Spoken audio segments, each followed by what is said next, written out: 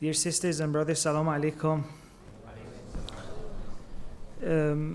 It is my honor to be among you for another night, and I would like you to join me in reciting Surah Fatiha for all the marhumin, and especially for the marhumin of the person whose contributions made tonight's sessions possible, the grandparents, Sayyid Zamir, Hussein, and Yathrib Bibi. So let's recite the Fatiha for all the marhumin. Bismillah.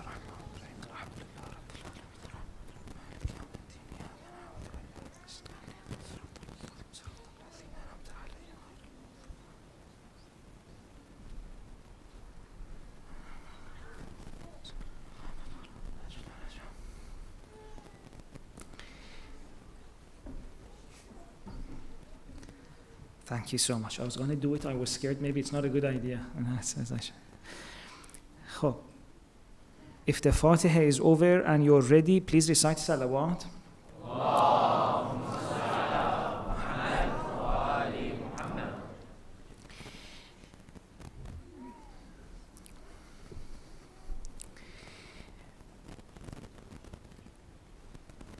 A mother once came to me and she said, "Can you speak to my child? He doesn't believe in God anymore." I said, "Is your child interested in talking to me?" She said, yes. He himself wants to talk to you. I said, "Okay, if he wants to talk to me, then I would like to talk to him too." The child came and I asked him, "So you want to talk to me?" And he said, "No, mommy forced me to come." I really felt betrayed. But that part really didn't matter. For me, what broke my heart is I know if you force a child to go speak to a sheikh, it does worse than even if that child doesn't speak. I've done this so long. I've talked to 1 million people. Well, 1 million is exaggerated, a few thousand. I know if you force your child to speak to me, it's not going to be useful. I want to tell your child that we have this God, etc., etc. From the start, you want to force the child to speak, and the foundation of that relationship is wrong. Why does that mother do that? She loves her child. It's not like she's a monster. She's an amazing mom.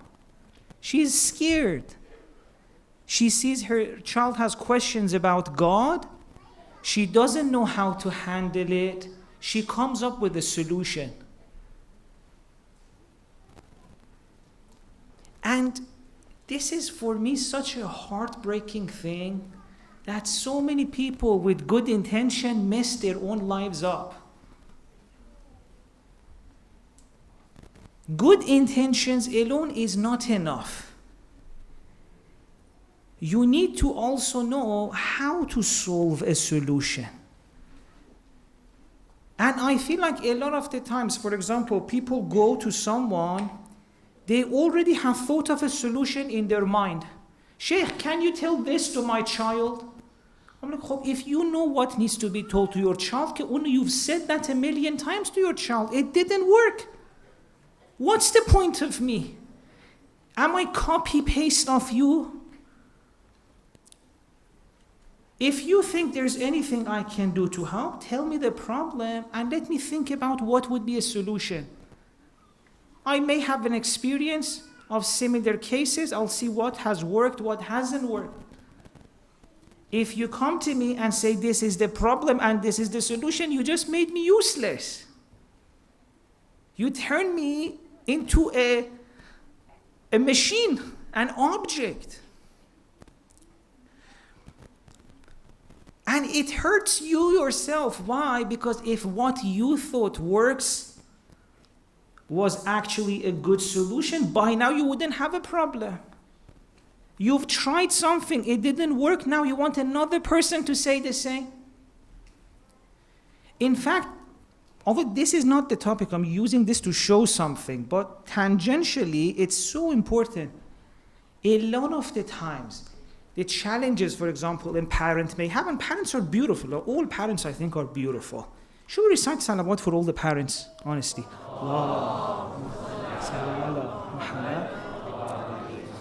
Bless you. If you're a parent, honestly, I have so much respect for you. How do you do it? Well done, honestly, mashallah. May God give you so much strength. May God protect your family, bless your family. You and your family will be okay, by the way. Don't worry, everything is okay. But a lot of the times when parents come with an issue about their child, the solution is actually in a change in the parents. And that's so difficult because the parent's not interested in listening to that. Usually they come, they're like, change something about my child. But I'm like, what if there's an issue in that dynamic? What if you need to change something? And often that's the case, by the way. In many cases, when it has something to do with religion, the parents need to change something. And I'm not saying this to say I'm better than you. I need to change a million things as well. None of us are perfect. But so many of our problems in life are there because we're ready to look for the solution everywhere apart from ourselves. Even I have a million problems. In fact, one of the reasons, if I wanted to say the top reason I love my sister, is that she told me a few of my shortcomings a few years ago, which I didn't know, and I was like, wow, that is so brilliant. I'm really willing to give everything I have to my sister because she helped me change. She told me, Javad, you have these shortcomings, it's not good. And I didn't know. But when she pointed it out, she was like, nah, it seems like she has a point. And when she said she was almost half of my age, I'm already established Sheikh, she's a teenage girl, but she had a point. I can't say just because you're younger than me, I shouldn't accept what you're saying. I just added this last bit to tell you that I don't think I'm better than you. We all need to grow and change, and that's what life is. But the first starting point is, if I'm going towards a place where I think there may be a solution, let me give some time to that being. Now, I said all of this to say the same thing people sometimes do to sheikhs. Sheikh, can you say this to my child? Or to the teacher, can you say this? We do to Imam Hussein too. A lot of people go to Imam Hussein and think Imam Hussein's idea of the solution is the same as them. No one has ever, at least in the last 14 centuries, 12 centuries, sat down with Imam Hussein, empty his mind or her mind of the solution that she or he has about the world. Like, Imam Hussein, what's your solution? If you look at even the books written by great thinkers of our tradition about the movement of Imam Hussein, you will see literally there are 20 different solutions attributed to Imam Hussein. What is the idea? Every group, based on the problems they were facing at that generation, had an idea of how to solve it. They were like, I love Imam Hussein, this is the best idea I can come up with, as Imam Hussein is standing for this. And this keeps changing because at each age, one solution is popular. At some point, they're like, yes, I think we need to bring rich people down. Masalan, around 40, 50 years ago, if you read the books written about Imam Hussein, a lot of it is this. Imam Hussein wants to bring down the rich class. There's so many books written about that. Because that was the very trendy idea back then. You go to another age, people see what solution is out there, they come say, Imam Hussein wants that. Now, all of this, I'm not saying the intention behind it is wrong. The intention is beautiful. A beautiful soul sees a problem in the world, wants the problem gone. But the mistake is here, when they go to Imam Hussein, they take their solution with them. Who has ever sat down, put their solution down, be like, Imam Hussein, what's the solution you're offering? And this is, by the way, not a new thing. From the time of Prophet, this was happening. From the time of Imam Ali, this was happening.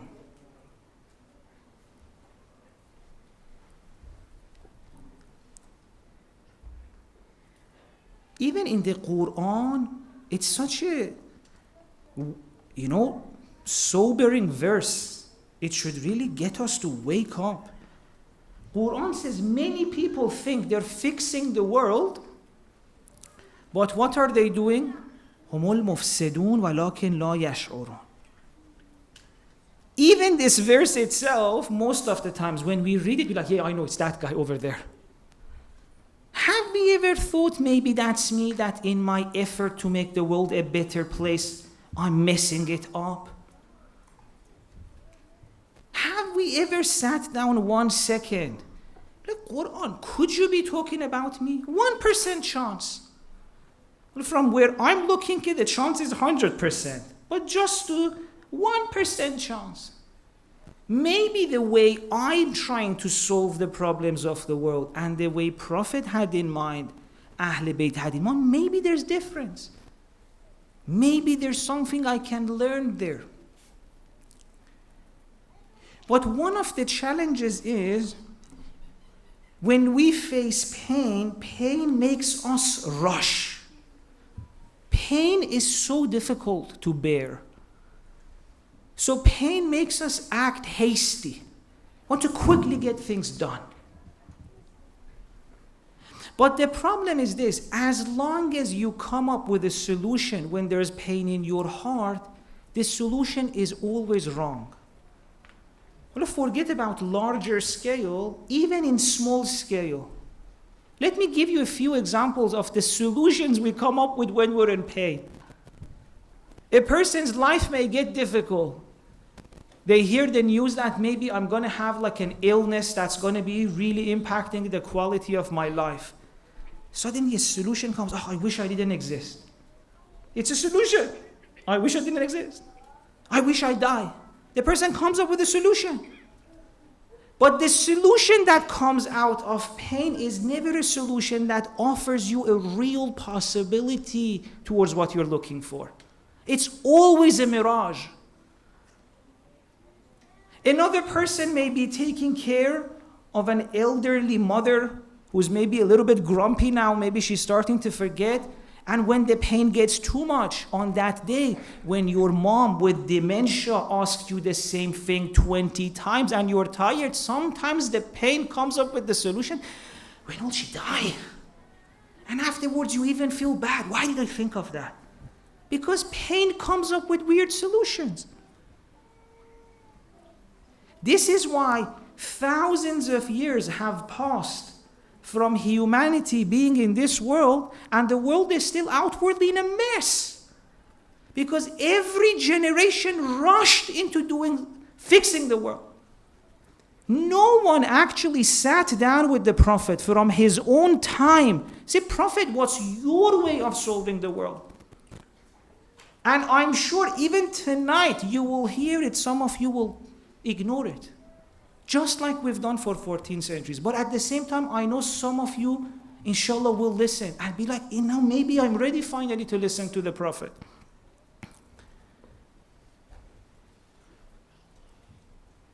So much is being said in the name of Imam Hussein. Not even 1% of it is relevant. Because no one has really sat down enough for Imam Hussein to... Imam Hussein says, let me first calm you down. Okay, 5 minutes. Aren't you tired of life? You'll go back. In 20 minutes, you'll go back to your life. Your children are there. The whole world is there. All your challenges are there. You can do everything you want. Can you just for a few minutes sit down? Let me take care of you, Imam Hussein says. Let your heart calm down a little bit. Let the pain go out of your heart. Then the solutions will come too.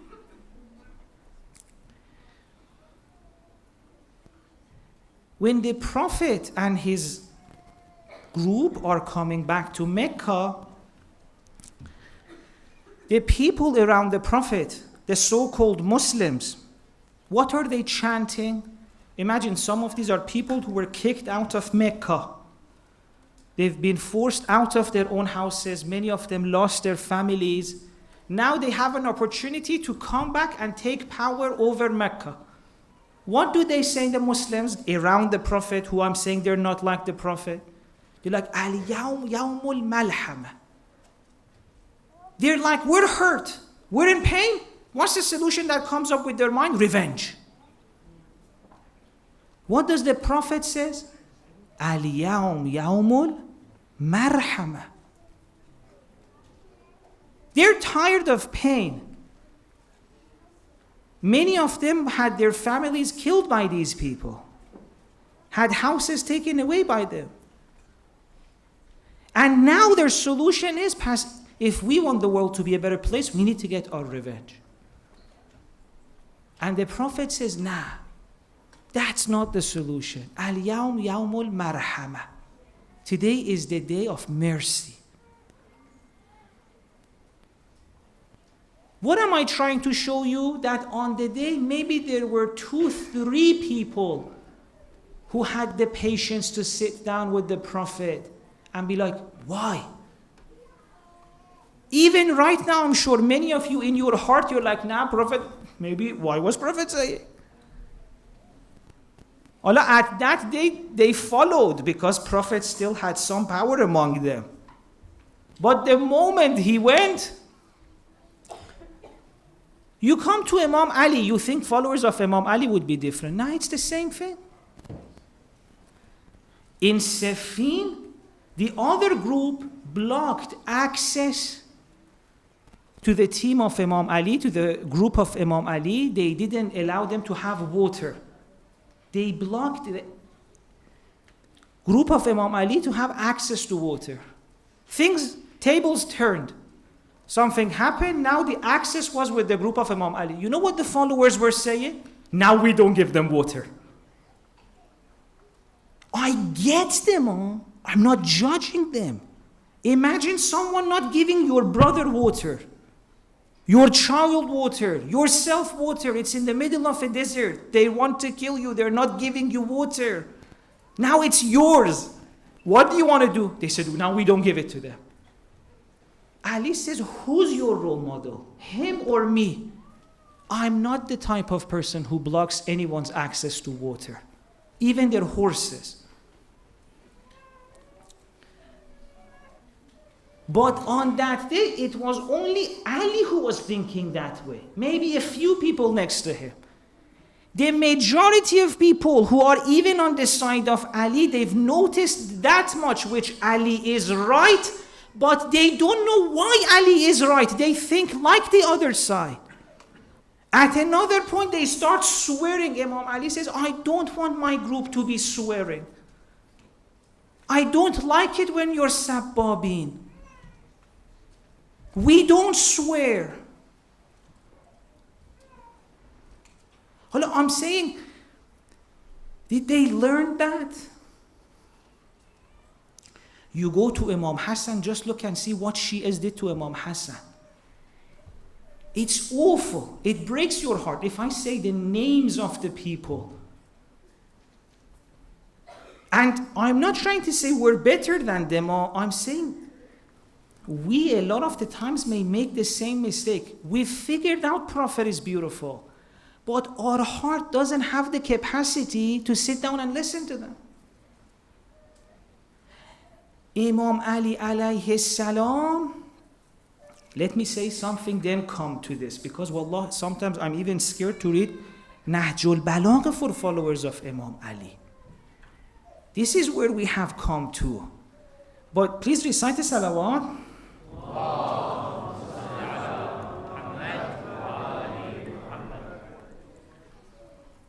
Everything's okay, by the way, y'all.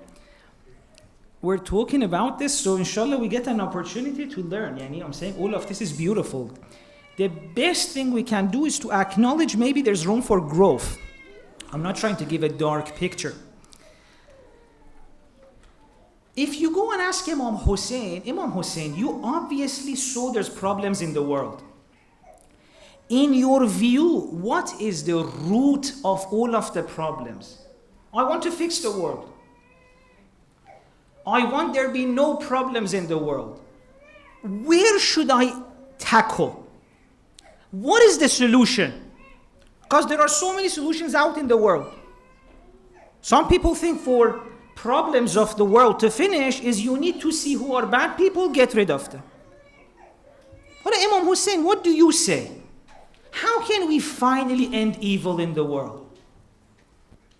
Ma'soom explains the movement of Imam Hussein in Ziyarat Arba'in. It says what? Imam Hussein gave his life. Why? لِيَسْتَنْقِذَ عِبَادَكَ مِنَ الْجَهَالَةِ وَحَيْرَةِ الضَّلَالَةِ. Imam Hussein says we have one problem in the world that manifests in a million ways. What is that problem? Jahala, ignorance.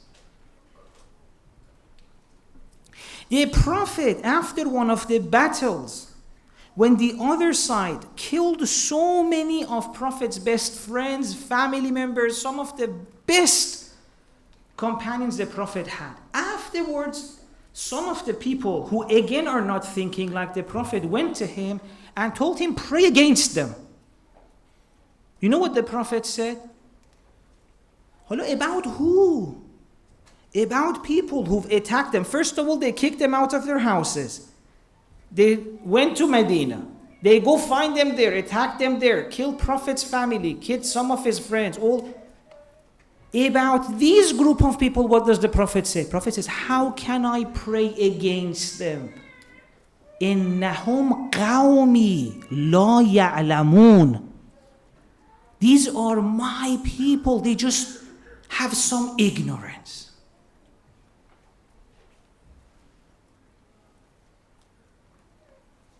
Do you know what I'm trying to say? Oh, it's crazy. The Prophet says, the problem I'm trying to address is not a single individual, is the ignorance that is in the hearts. So if you want to find a solution, you need to see what is the way to target ignorance. If the problem is the person, well, people say we need to get rid of it. But if the problem is ignorance, is jahala, then what is the solution? How do you get rid of the ignorance in someone's heart? What did Imam Hussein do to Hurr ibn Riyahi on that day?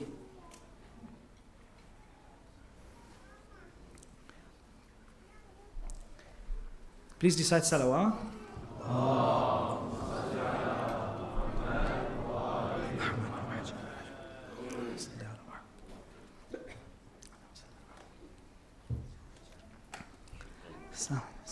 With your permission, please recite another salawat for our great respected scholars and elders. Allah.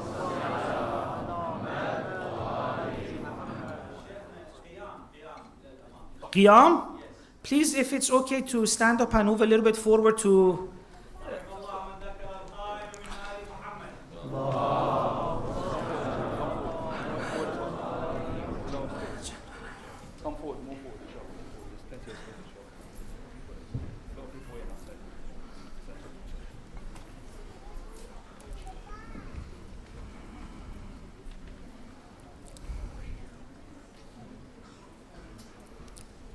Bless you. Thank you so much. May God, inshallah, give so much strength to your backs. I really appreciate it, honestly. Wallah, jazakumullah.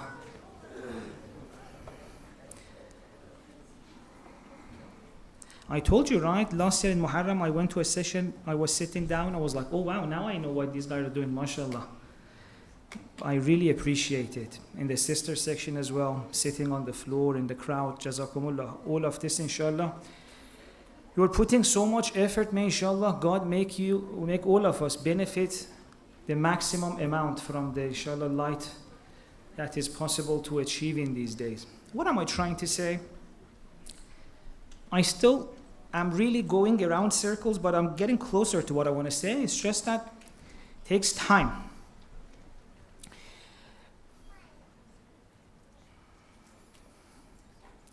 Said with Imam Hussein, if we really are serious about benefiting from him, we need to be a little bit patient.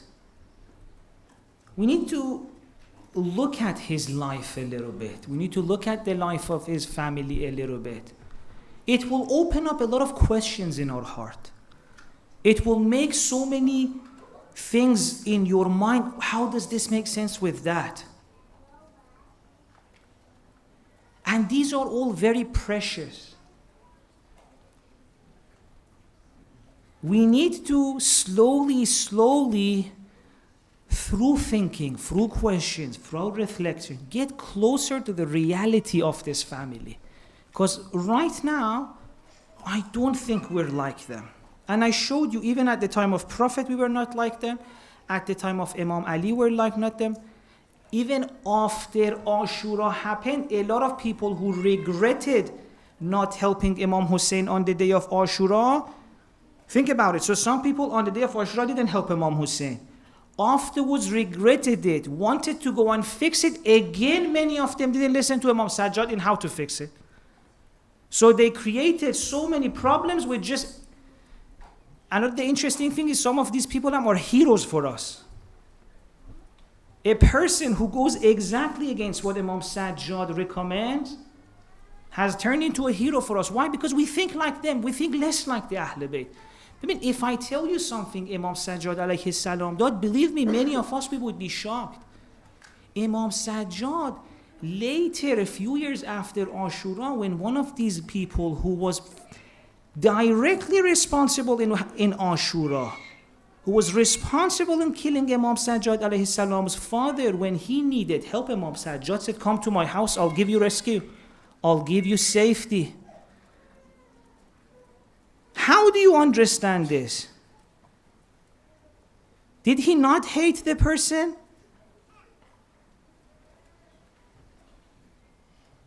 If مثلا someone comes and tells us that we should get revenge for Imam Hussein, why didn't Imam Sajjad do it? What does that revenge mean? How come in Dua Makarimul Akhlaq of Imam Sajjad, he says, God, help me get revenge of someone who hurt me, or مثلا someone who's deceiving me by giving them good advice, someone who's cutting from me by connecting to them. Does this behavior of Imam Sajjad alayhi salam make sense in the way we act in the world? Is it not the case that even if, for example, a family member, another Shia organization, sometimes even in one mosque, we stop talking to each other? Well, you have an imam who gives safety to the person who's directly involved in what happened to his dad. What is in Imam Sajjad alayhi salam's heart? If we are ever to find a solution for the problems of the world, it's in that heart we should look and find an answer. And as some of you may say, I don't even like this Imam Ali. And in history, so many people said that. Do you know there were so many Shias at some point who would not accept Imam Hussein forgave Hurr ibn Riyahi? You're like, why did you forgive him? Why is that? Because if in my heart it's full of enmity, it's full of resentment, there's no way for me to get the heart of Imam Sajjad alayhi salam. If in my heart is enmity even towards a Shia person who thinks differently toward me, how can I get what's in the heart of Imam Ali who says give milk even to Ibn Muljam? At some point we need to start thinking about these things. We can't just say that story to show Imam Ali is beautiful. The line says what in the history books? Imam Ali is concerned that in the eyes of Ibn Muljam is fear. Who is this person who doesn't want fear in the eyes of the person who struck him in a way that ended up to his death? And I know many of you know this and you've heard it and you found that beautiful about Imam Ali alayhi salam. But did you ask yourself what is in his heart that made him act that way? Didn't it make a question in your heart that, am I like that? A person who hurts me, forget about sending milk for them. Can I at least not want to hurt them?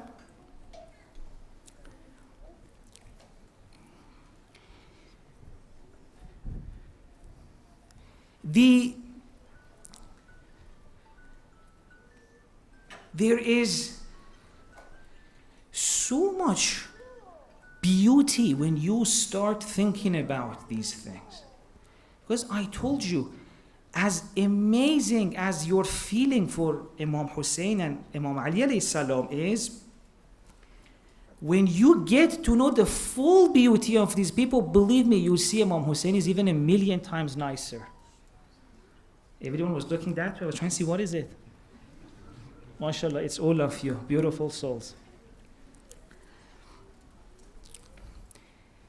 That Safinatun Najah of Imam Hussein, the way to get on that ark of salvation is by looking into their heart and be like, how is Imam Ali's alayhi salam's heart in a way that there's no resentment inside it? There is a letter, a discussion in Nahjul Balagh. I will read it tomorrow for you. Okay, what Imam Ali alayhi salam tells his children about Ibn Muljam. We'll go through Nahjul Balagh and we'll see what is this there. Why is this so important? Because you need to know Imam Ali alayhi salam, Imam Sajjad alayhi salam, Imam Hussein alayhi salam. They were in an amazing place. In their heart, there's not any enmity. They're trying to help people. They're trying to save people. Think about it. When do you start growing resentment towards someone? Even other family members, by the way. You keep trying to be patient with your child. You keep trying to be patient. And he keeps annoying you. At some point, your patience runs out. Isn't that true? Well, you get angry, you grow resentment. When your patience runs out, you get angry, you grow resentment. Hala, about the Ahl Bayt, it says, Antum muntahal hilm. Your hilm and patience is the utmost amount of it. It will never run out. If someone's patience never runs out, will he ever be resentful? Will there ever be hatred in their heart? Think about it. Hatred, resentment comes that moment when your patience and love runs out. About these people, you yourself, in Ziyarat Jame Kabire, you say, Antum muntahal hilm. Your hilm, your patience never runs out. Then how does it make sense for you, for Imam Hussein alayhi salam, to lose his temper? To grow resentment. Which one is true? Imam Hussein alayhi salam, we have it in many places. He said, God, the one who found you, what did he lose? Who's saying this? A person who lost his beautiful father, Imam Ali alayhi salam. His one-of-a-kind brother, Imam Hassan alayhi salam. Who had the most amount of knowledge, but completely isolated in the society. There's a story that breaks your heart. There's a session, Imam Hussein is there. Someone asks a question about Quran. Imam Hussein answers, and you know what the person tells to Imam Hussein? Who asked you? He says, who asked you? Imagine being such beautiful characters, so much knowledge. The people who've learned religion from your dad, from your grandparents, tell you, who are you to answer Quran? He goes to one city, his life is in danger, he has to go to another city. He goes there, they don't let him go there, they kick him and he has to go another place. All of this is happening. Do you know why I created this context? And there's so much more pain in his heart. Because then when he talks to God, do you see one complaint from Imam Hussein to God? It's difficult. What does he say? He says, life is so beautiful, Ilahi.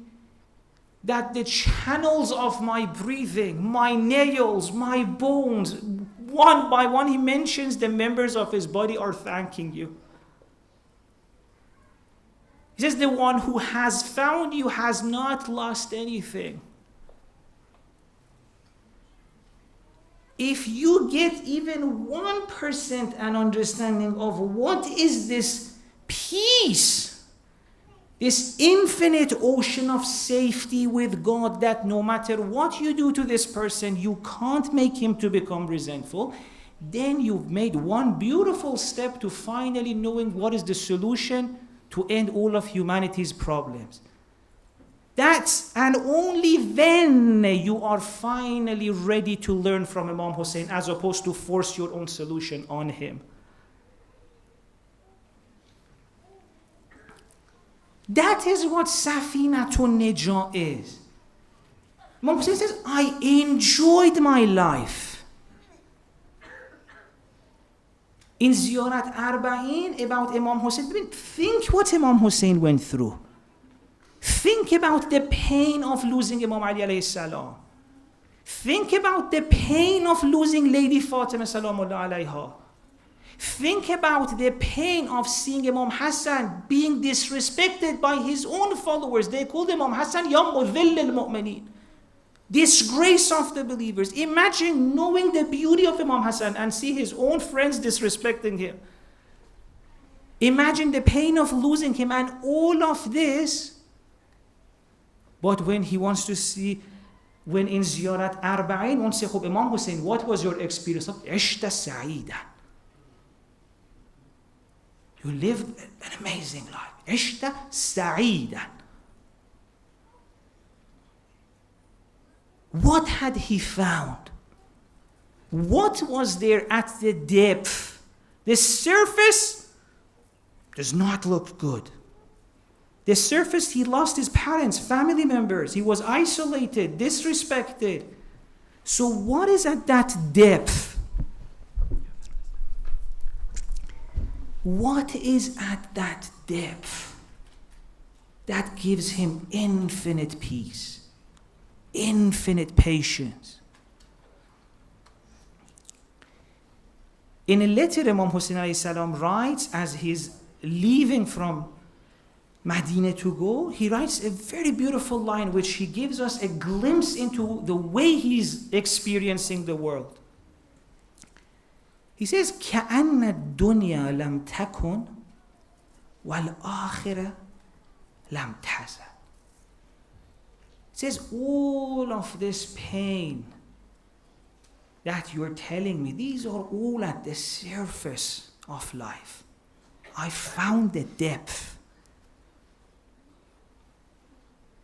Now, when a person finds that safety, they become an ocean that can come back even to the surface and one by one take people out of ignorance.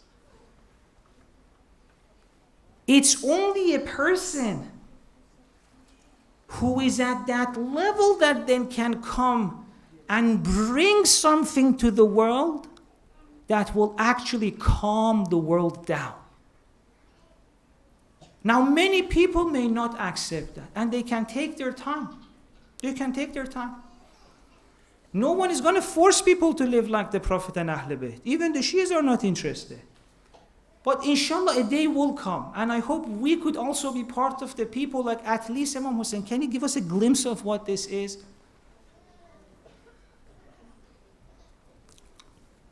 And inshallah, let's use nights like this to ask God to open our hearts so these things can come in. These are not easy things to grasp. Not mentally, in heart. A lot of people hear it, goes out. Why? Because their heart, if a heart wants to have resentment, they can't listen to who Imam Hussein is. But let us use these beautiful nights, these special nights, this beautiful energy that is created as a result of all of you beautiful souls coming together in your love for this beautiful personality. We all, believe me, want the same thing.